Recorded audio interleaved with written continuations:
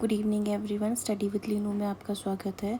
आज हम डिस्कस करेंगे नीट में प्रीवियस ईयर में केमिस्ट्री में आया हुआ question, which of the following compounds will be most reactive towards electrophilic substitution reaction by of benzene. हमें यहाँ पे पूछा गया है क्वेश्चन में कि यहाँ पे जो हमें कंपाउंड्स दे रखे हैं इसमें से कौन सा सबसे ज़्यादा रिएक्टिव होगा जो कि इलेक्ट्रोफिलिक सब्स्टिट्यूशन रिएक्शन यहाँ पे शो करेगा बेंजीन के लिए। तो यहाँ पे हमें सबके नाम दे रखे हैं ऑप्शंस में। टॉलीन है जिसका स्ट्रक्चर मैंने बना दिया है, ऐसे ही बेंजोइक एसिड का भी स्ट्रक्चर ड्रॉ करा है, नाइट्रोबेंजीन और बेंजोनाइट्राइल। तो इसमें से अगर हम देखते हैं हमारा जो करेक्ट आंसर है वो है ऑप्शन नंबर ए, टॉलीन। इसका रीज़न क्या होता है समझते हैं।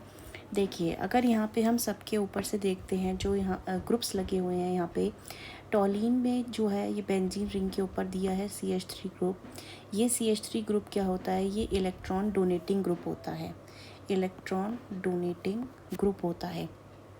ये क्या करेगा, रिंग में जो होगा इलेक्ट्रॉन की सप्लाई को बढ़ाएगा, जिसकी वजह से यहाँ पे जो इलेक्ट्रोफिलिक आपका सब्स्टिट्यूशन रिएक्शन होगा, इस रिएक्शन का रेट को क्या कर देगा, ये बढ़ा देगा, making it more susceptible to electrophilic attack. Next आता है इसके बाद हमारे पास ऑप्शन बेंजोइक एसिड। अगर हम बेंजोइक एसिड देखते हैं तो जो बेंजोइक एसिड में बेंजीन के ऊपर जो हमारा ये ग्रुप जुड़ा है ये है इलेक्ट्रॉन विड्रॉइंग ग्रुप।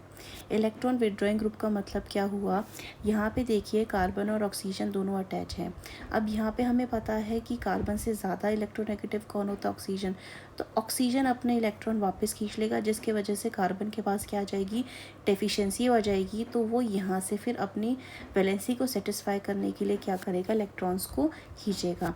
यहाँ से क्या हो रहा है, इलेक्ट्रॉन्स की सप्लाई बाहर की तरफ जा रही है, तो ये क्या है, इलेक्ट्रॉन विड्रॉइंग ग्रुप है। जब इलेक्ट्रॉन्स बाहर की तरफ जा रहे हैं तो रिंग के अंदर क्या हो जाएगी, डेफिशिएंसी हो जाएगी, किसकी, इलेक्ट्रॉन्स की डेफिशिएंसी हो जाएगी। तो जो अटैक होगा इलेक्ट्रोफाइल का वो क्या हो जाएगा, पॉसिबल नहीं हो पाएगा।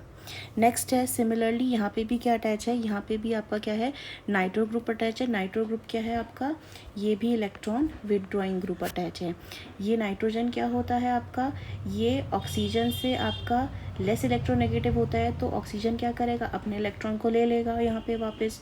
सिमिलरली नाइट्रोजन के पास क्या हो जाएगा, डिफिशिएंसी हो जाएगी, तो ये भी वापस ले लेगा यहाँ से, जिसके वजह से रिंग में फिर क्या हो जाएगा, इलेक्ट्रॉन की क्या हो जाएगी, डेफिशिएंसी हो जाएगी, जिसके वजह से ये ससेप्टेबल के नहीं होगा, लेस रिएक्टिव हो जाएगा टूवर्ड्स इलेक्ट्रोफिलिक रिएक्शन के लिए।